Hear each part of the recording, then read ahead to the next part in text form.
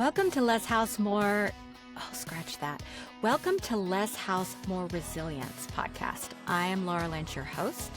There have been some changes since 2023 when I first started talking about financial freedom through tiny living.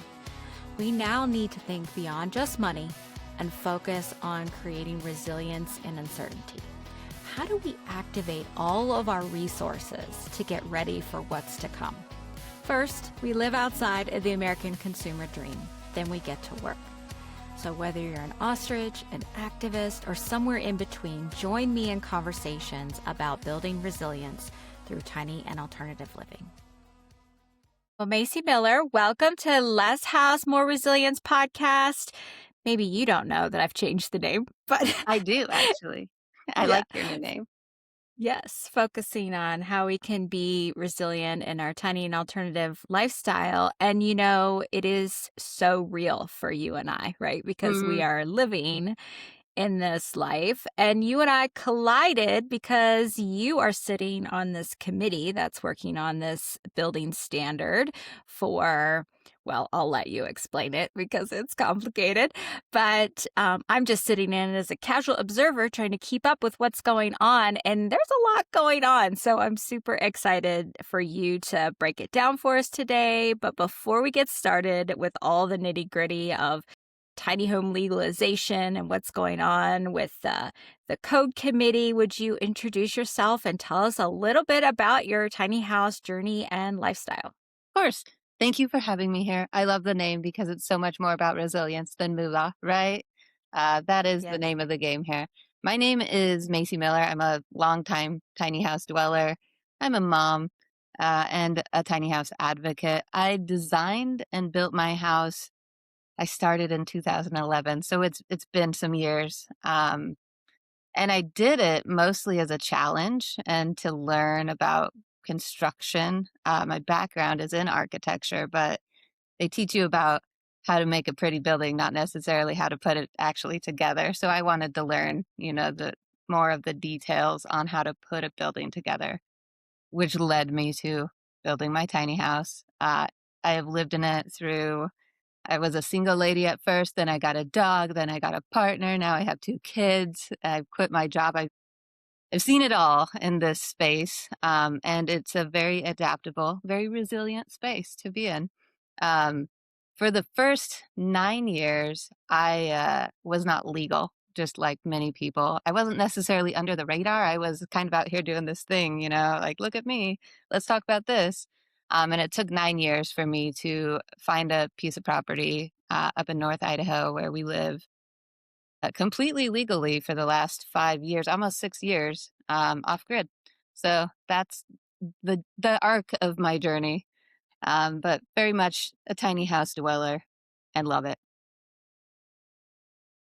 It's, such a unique and beneficial lifestyle. And you and I both are working in this space to try to help more people do this thing because it has been kind of hard for folks in terms of finding somewhere to put their house and navigating sort of the code and the zoning and whatever rules might be in place. And for those folks that are doing it rural like us, we maybe have a little bit of an easier path because maybe there are less rules. But for folks that are trying to keep their job in place and be in a more urban space, that's where the challenge has really lied, wouldn't you say? Absolutely, absolutely. And I mean, it's still more affordable, but then you're kind of subsidizing your housing costs with gas if you still need to drive all the way into town. And it's, that takes hours of your day too, the further out you are. So I think it's really important, and it would be a very powerful tool for jurisdictions to be able to permit these in areas where we actually need affordable housing, not just on the outskirts. And the housing crisis and the unaffordability crisis and all those things are just so top of mind for jurisdictions, for leaders all the way around the country. It would seem that this would be something that everybody would be kind of moving towards or urgent for, and yet we just haven't seen adoption like we would like to see. And it seems like that part of that has been about just the rules being so varied everywhere that it's hard to find like a smooth path that works for all areas. Yeah. Yeah, definitely. Like, uh, yeah, you said it well. And so part of that is about the current building code. And so you're involved in this current code committee effort. Can you describe for us what that's been like to be part of this code writing process? Absolutely. I can take you back a little further than that too. Back in 2016, I was a part of the effort that got the original Appendix Q tiny houses put into the IRC, which was a really big deal back then. But at that point, we were not permitted to discuss the wheels because a building that has wheels is not a building, right? That's the general thought process there. That is something else. And so we did everything we could to get all of the considerations we needed adopted in that Appendix Q back then, everything but the wheels, which was helpful thinking, eventually the building industry will catch up and we'll be able to address the chassis, the wheels. And so I had kind of checked out after 2016. I was raising my kids. And then I think it was 2023. You might know better than me when the Tiny House Industry Association brought forward that, we're finally going to address the wheels. We're writing a standard. This will be great. And so I've joined. I've just been logging in and to the meetings, and I actually have exactly the same seat that you do. I'm just an interested party sitting in on these meetings, and I'm fairly vocal because I have a lot of opinions, and I know the building industry pretty well, and so I feel like I can get in there and advocate for people like you and me who built our own houses, and so that's what I've been doing. And at a point, it became clear that this standard was not advancing at the rate that it needed in order to be useful this code cycle. And so at that point, I had kind of a moment where I was like, shoot, the entire, building industry seems ready for this. The NAHB is a big housing organization. They're advocating for tiny houses now. Historically, they've been our biggest hurdle. And here they are pushing this forward too. And so I got back with the original Appendix Q authors, Martin Hammer, David Eisenberg, and Andrew Morrison. And I was like, you guys, it feels like the right time to get chassis addressed. I don't think this is going to be ready in this code cycle.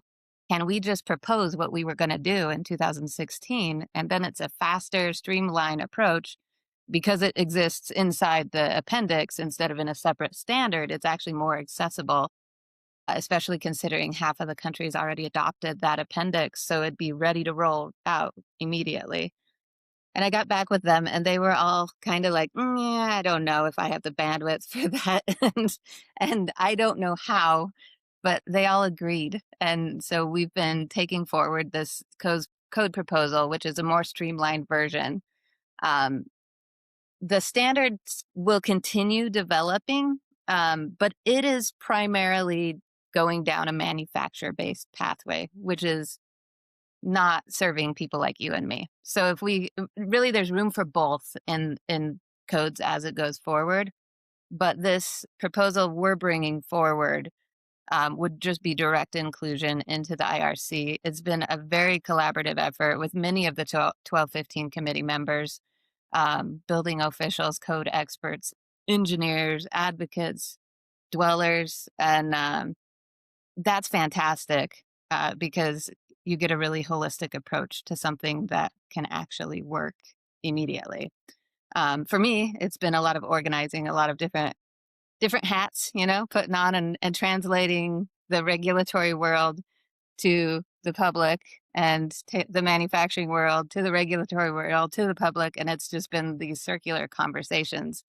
But they're super important because that's how things get advanced. We're going to take a step back for the listeners who don't have any idea what all of these acronyms are. We're talking about a code committee writing international residential codes. IRC is the acronym that we mentioned earlier. The IRC International Residential Code is published by the International Code Council, ICC. Correct. right? Correct. And so the International Residential Code Committee Hmm. that is writing the standard, attempting to get a building code written specifically for tiny homes?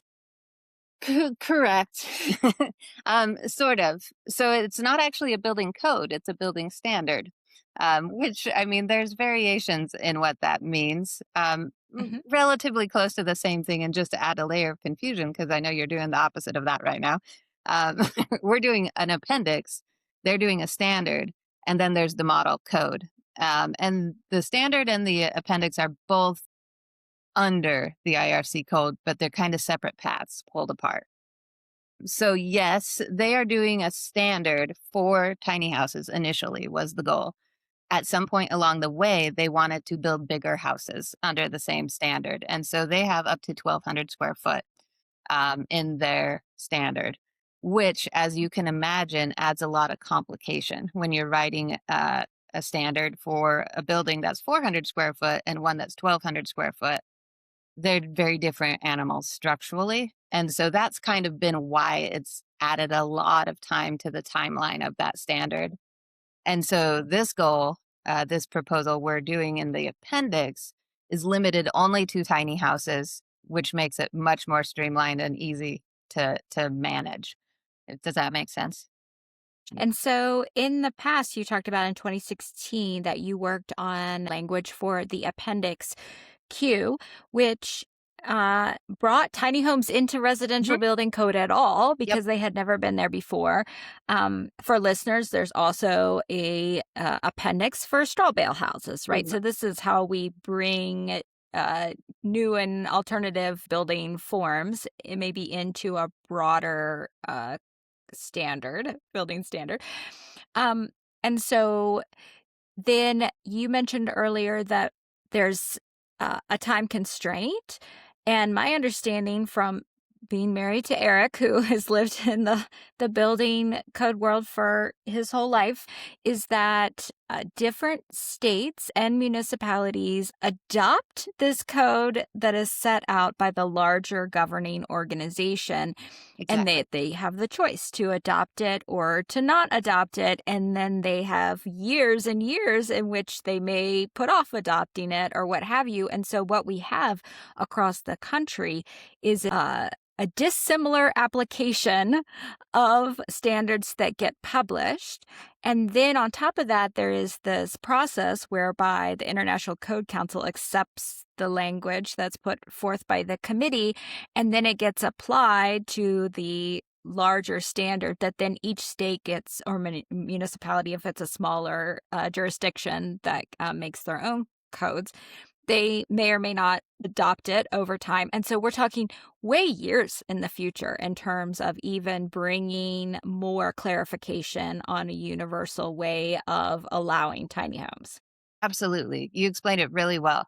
Um, the ICC works on a 3-year code cycle, and what they develop is they call it model code language. So this is stuff that the ICC, International Code Council, has vetted. It's engineered, whatever, but they do it on a 3-year cycle. And we're at the very end of one of those 3-year cycles right now. And then it will reset. And if this doesn't pass, it will reset and it will need to be a brand new thing brought back next year with the first published date of 2030. So we could either get this done now or we could wait until 2030. So that's kind of the timeline. For me, I've lived in a tiny house for almost 15 years now. It's too late. We can't keep kicking the can on it. We need to provide some model code language so that jurisdictions have that tool that they can optionally adopt. And because it's in an appendix, it's even more optional. So that's why I say only half of the country has adopted the appendix, because nobody has to adopt the appendix. It's an optional tool for a jurisdiction to use. I think it's pretty cool that half the country they want tiny houses, right? They're adopting the tools. They just don't have any for something that sits on wheels. That's just not a part of the language anywhere. I'm glad you come back to that because that's even surprising even to me, right? I've even read, Right? good parts of Appendix Q. It never occurred to me that the wheels or the chassis is not included in there. So why is it so important that the wheels and the chassis be included? Well, most tiny houses have wheels and chassis that we know, right? And initially, it was very much a part of the original proposal that we were bringing forward in 2016. That was the point of it, right? It did these couple other things. There's some deviations that, like a kitchen height. If you have a loft above it, it'll have a lower ceiling. So we got approvals for lower ceilings, narrower stairways, sleeping lofts, stuff like that is all in Appendix Q. That's critical for tiny houses as well. But the wheels are critical too. And so we were blocked from doing that at that point.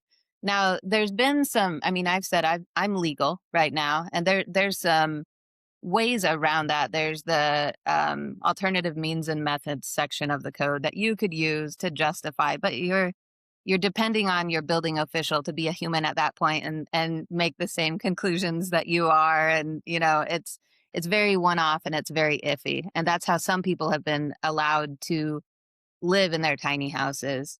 But it's definitely not the norm at this point, which is why it's important to get the language for the wheels in there. And when you think about it, it's not, it's just a quirky foundation. It's not different than something on piers or something. It's the goal of a foundation is to transfer wind loads and seismic loads and everything down into the soil below.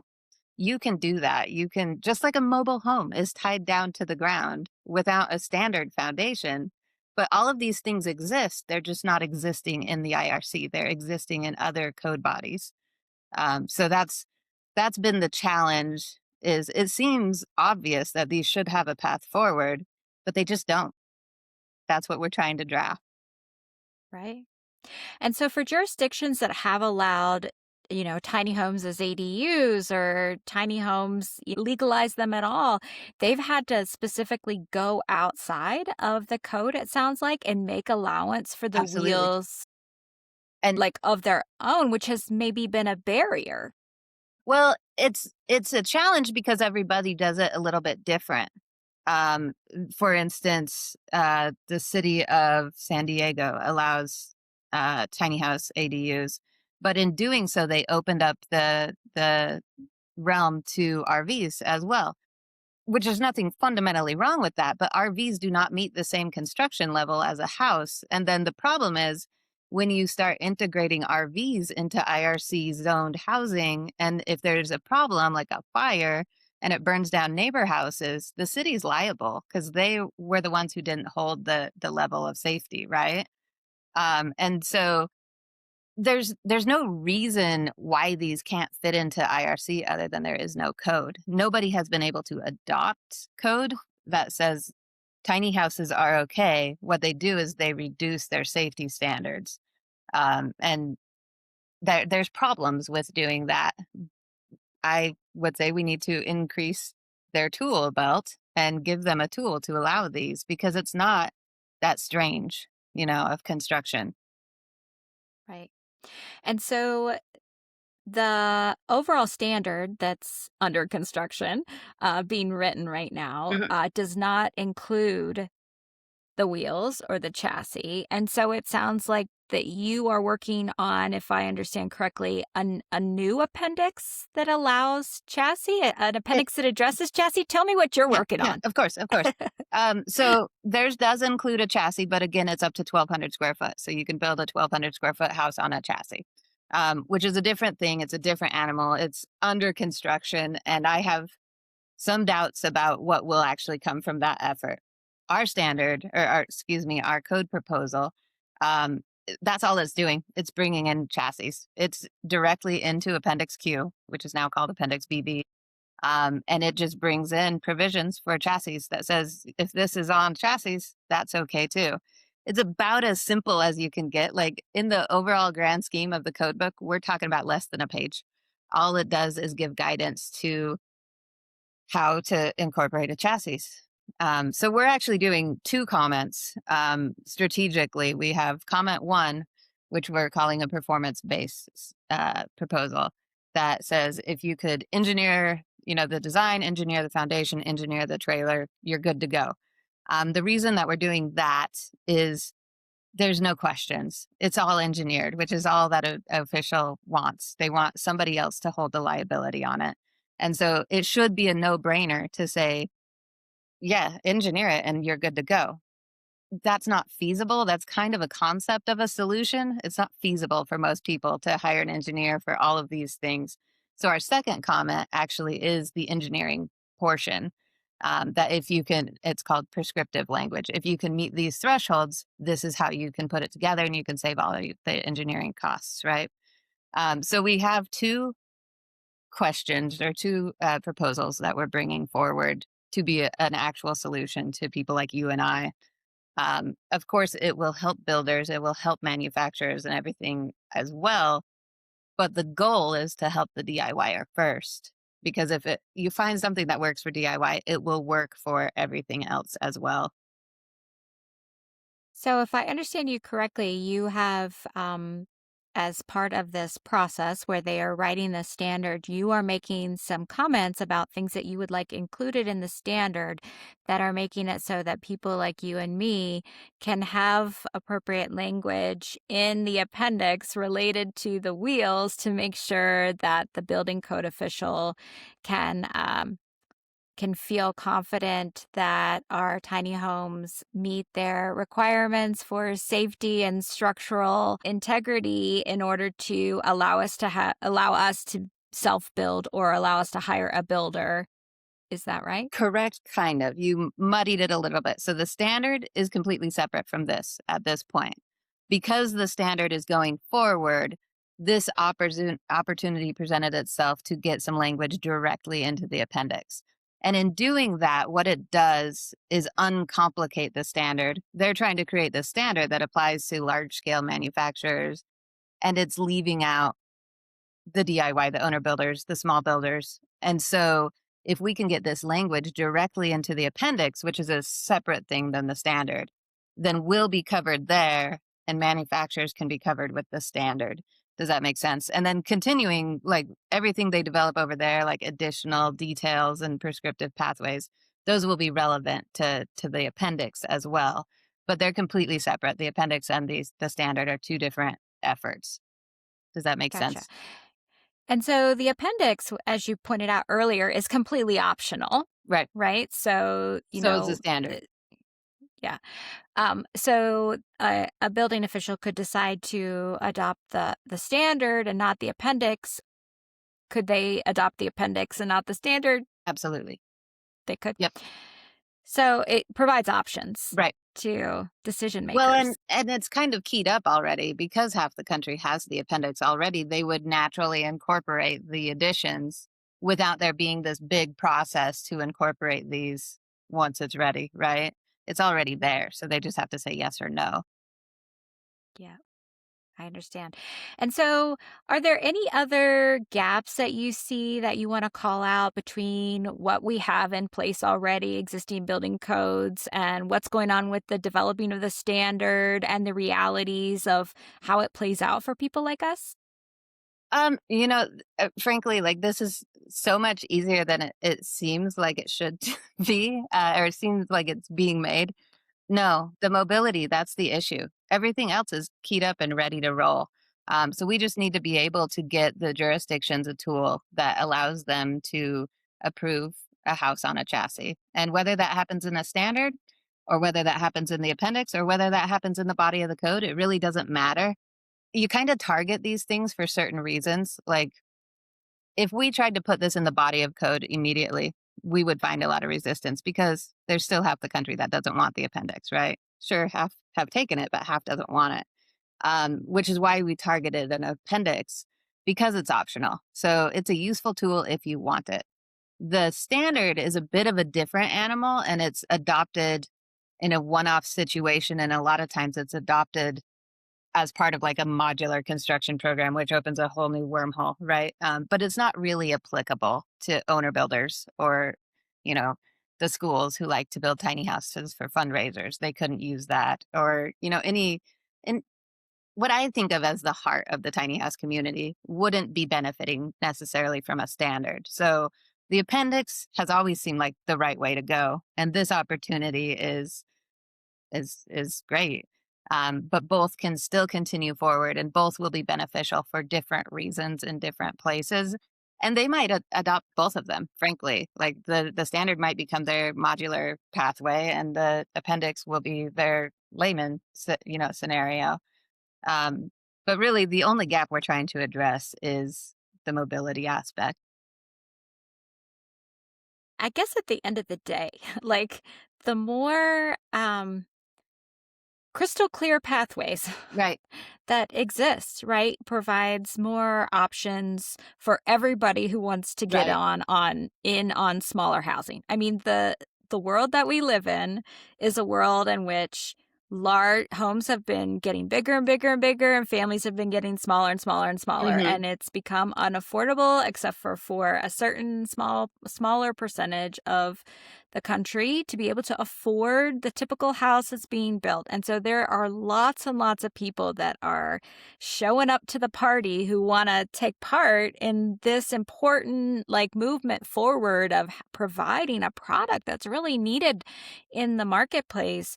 And so the more like pathways there are that municipalities can grab onto and that they can, find a way to make smaller housing Right. possible, probably the better. Right.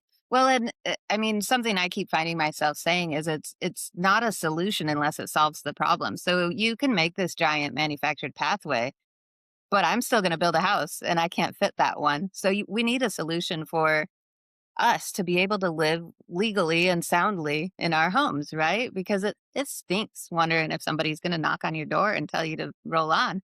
So, and there's no reason you can't build them safe. That's the silliness of it. So let's just define that pathway and roll forward. Yeah. Awesome. So you mentioned that you've got some other folks that are working together with you on this proposal. So do you want to talk about that a little bit? Yeah, can I just name those people and tell you who they Of are? course. I would Yeah, love yeah. to. This has been such a community effort. So Martin Hammer and David Eisenberg are the two brains behind this. You mentioned the straw bale appendix. They're the authors of the straw bale appendix. They've gotten cob into the building code. They're working on hempcrete. They kind of do the impossible when it comes to building codes, and they translate these really whimsical ideas into regulatory context, right? It's a challenging thing, but they have such beautiful brains for it. And I love that. I don't think there's any two people in the world who could do this as well as they're doing it. And they were the original folks, along with they call him the third leg of the tripod, which is Anthony Dente, who's a structural engineer, who's working on all of that stuff with us. And of course, Andrew Morrison, the original proponent of Appendix Q, has joined in support. And then my four gurus that I call my core group is Vera Struck, Jewel Pearson, Vina Losado, and Mike Spooner, who have been the main advocacy crew trying to get word out and gathering support. And then Rich Crowley and Alan Plummer are two building officials, one from Boston, one from Maine, who both just think these should be legit. And so they have lent their reputations, which is no small thing when you're coming from the regulatory world to this kind of abstract idea. And then we have Brad Wiseman, who is the co-chair of the standard committee, along with Zach Giffen, who have joined forces with this. Aside from that, we have so many people that have helped us with technical information. Janet Thome is one. We have Kelly Cobean, who's a structural engineer in San Francisco, and she's awesome, has done so much work. We have the National Association of Home Builders. I mentioned they have been our major stopping block. They've got some advocates who have been rallying behind this, as well as ICC staff, which is huge. And then we have you out here with many other influencers who are helping us spread the word and get the word out. It could not be a more of a group effort. We have members of like several hundred members of the public now have committed to sending emails in support of this. It's just been this giant group effort, which is what needs to happen to make this happen, right? We need to put pressure on the powers that be and move this forward. So I think that it's all aligned. And a large part because these people have come together in a really profound way to move this forward because it's more important now than ever to address affordability. And it's a great way to do it. It's not the only, it's not a silver bullet for sure, but it is a pretty significant way. So, And you know what's so interesting is that so much energy has to go into making something so oh, simple. so much, so much. It's less than a page in this book. It's silly, but yes, Yeah. so much energy. It's So much crazy. energy and so many people putting this forward. Nobody's getting paid, No, right? right? Everybody's just Yeah. out there out of the good of their heart saying, "Hey, can we finally Can we just please put just do this? can we just put the wheels can we just Right? put the wheels on the tiny house?" Doesn't it seem ridiculous? Like, I get, yeah, yeah. Amazing. So, obviously you need help, right? You need more. Tell us what the hurdle is to get this passed. Yes. So the hurdle. So this point in the process is actually the hardest point to pass code language. Obviously, it's the last hurdle in it. We need a 2/3 majority vote from the entire voting body. Previous rounds, we had to convince a majority of 10 people, to pass this or whatever. This time we have about 15,000 people all across the U.S. who are going to be voting on this, and we don't just need a majority; we need a supermajority. Um, the good news is this is exactly the phase we passed Appendix Q at, and it actually works in our benefit because the voting body for this is building officials, and they're the ones who are facing the pressure from all of the public wanting to live in a tiny house. So, of all the people who could be voting, this is the right committee. But what we need to do is put it on their radar.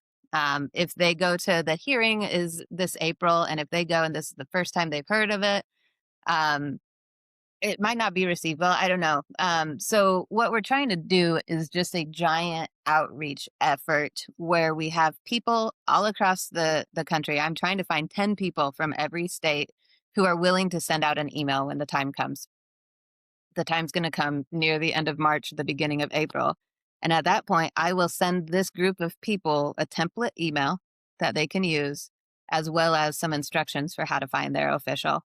And then they need to push send because the emails have to come from the state, right, that they're in. I can't email the entire country and say, this is really important. We really need to show a group effort.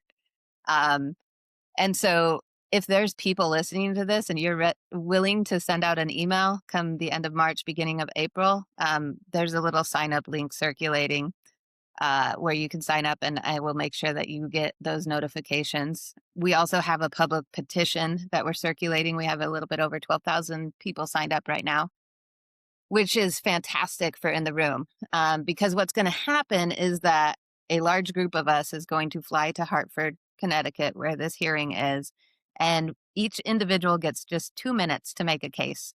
And so we have to get this really aligned testimony that we are building on each other as we go forward. We have about 10 people that are coming, so we'll get 20 minutes to make a compelling case. And being able to say, you know what, we have 15,000 members of the public who are here with us. And I literally print off the book and I bring it and I show it in the room that there's 15,000 names on this. That's a really solid piece of evidence for the voting body. Another solid piece is them being like, oh, yeah, somebody in my jurisdiction emailed this to me like a month ago. This matters to somebody in my represented area. So those are both really important steps. And then, yeah, those are the two big ones. It's expensive. We have a fundraiser as well, if anyone can chip in. Otherwise, I don't know where the money's coming from yet. I haven't got that far in the process, but really it's public support. It's being willing to show up when the time comes to make a really powerful impact is going to make a really big difference in the success of this. Okay. So just let me make sure that I have this straight because it has taken us 2 conversations for me to figure this all out. What is happening is that there is a a group of 15 or 20,000 people that work in our building official offices all around the country. And in April, they're going to have to vote yes or no to allow the existing appendix about tiny homes to include the wheels. Perfect. Yes, exactly right.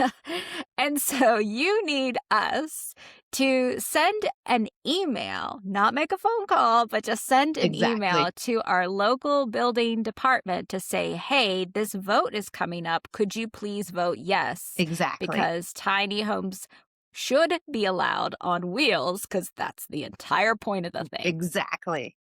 You nailed it. I know. Perfect. There's so many moving parts to this. So listeners, if you want to be on this list so that you can be reminded and get the template that you need to send in an email to your local building department, look in the show notes because we'll include the links so that you can sign up, and so that Macy will send you an email and say, now is the time for you to send an email. Perfect. Exactly. That would be extremely helpful. Awesome. Well, good. Well, thank you so much for coming to talk about this, because obviously without your many, many, many, many, many, many hours of volunteer work on this issue, then we would continue to be in this abyss of tiny homes not being able to be transported by their owners or by some builder, to a place. Someday, Yeah, right. And as listeners may recall or may not recall, like I dragged my tiny home across the country on wheels and put it in its place and put it on, some piers. But at the time that I did that, they wanted me to have engineering stamps in order to legalize it and to hire an engineer to, sign off on the building of your tiny home when it was built in a different state is definitely not a feasible thing. And so I just flew under the radar until my local building or my local tax folks assessed our home as a mobile home, and they are taxing us like it's a mobile home and everything's good, right? Presumably. But that's a rural experience, whereas people all over the country want to be able to put an ADU of a tiny home in their backyard, and the thing's going to come on wheels. So we got to figure out how we get the wheels in there to allow people like us to, hire a builder or build our own or what have you, and be able to bring it into somebody's backyard or on a piece of land on wheels. Absolutely. And it's not just affordable for the tiny home dweller. Like, in that scenario, you can offset somebody else's mortgage and make their house more affordable as well. So it's a 2-for-1 deal. If you can move this forward, it's good. Yeah. And we need families to be able to join together on single pieces of property so that they can provide mutual caregiving and support and resource sharing in this time when things are more difficult, right? So absolutely. We just need this to be a pathway. Absolutely. So if you're interested in being part of the passage of this little detail that is so critical, then make sure that this little big deal, make sure that you grab the link and you sign up for Macy's list, and she'll send you an email to say send an email, and then passage will be hopefully successful. Yes. Thank you so much, Laura, and thank you to all of your audience for paying attention and helping with this. Well, thanks for being here. Thank you. Hey, thank you for joining me for this exploration of building resilience in a tiny or alternative lifestyle. As always, you can find more about me and my financial planning work at thetinyhouseadvisor.com, where I help clients build an unconventional plan for freedom and resilience.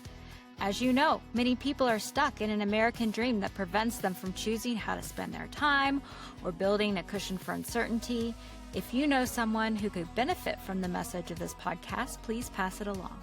This episode was produced by me, Laura Lynch, in my tiny home. You can find a disclosure about this podcast at thetinyhouseadvisor.com/disclosures.